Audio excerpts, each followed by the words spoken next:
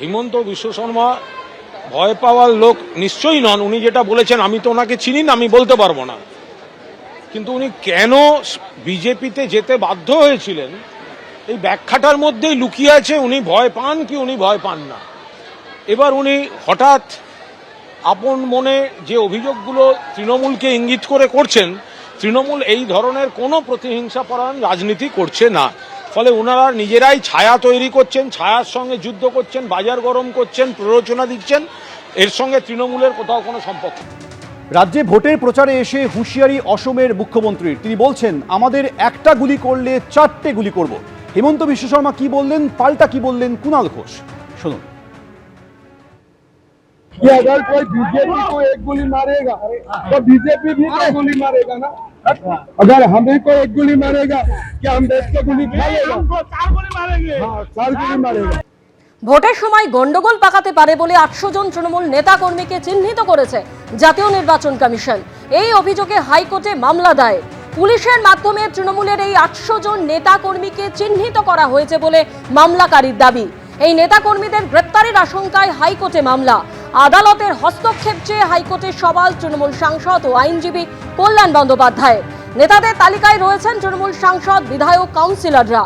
তালিকায় আছেন জেলা পরিষদ ও পঞ্চায়েত সমিতির সদস্য সহ বিভিন্ন তৃণমূল নেতা। দাবি মামলাকারীর।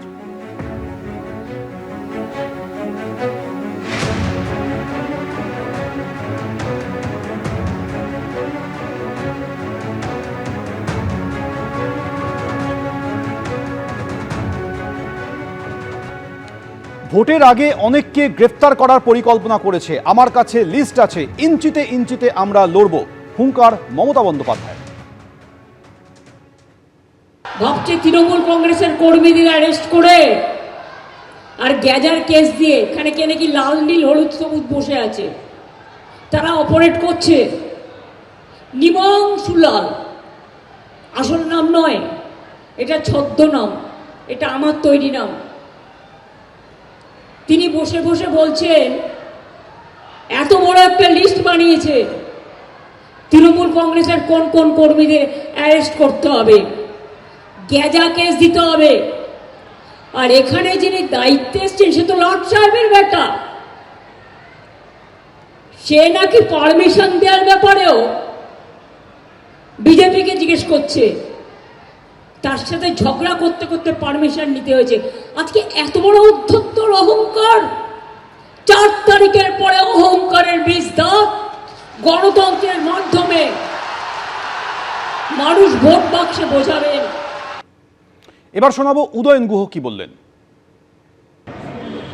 আমরা আশঙ্কা করছি যে হয়তো ভোটের দিন যাতে আমরা বাইরে না থাকতে পারি, ভোটের দিন যাতে আমরা আমাদের কর্মীদের সাথে মিট করতে না পারি বা বিভিন্ন এলাকায় ঘোরাফেরা করতে না পারি, তার জন্য হয়তো আমাদের বিরুদ্ধে কোনো একটা অ্যাকশন নিয়ে অ্যারেস্ট করা হতে পারে।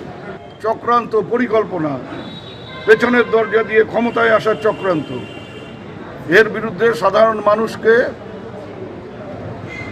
আরও বেশি সোচ্চার হতে হবে। এবিপি আনন্দ, এগিয়ে থাকে, এগিয়ে রাখে।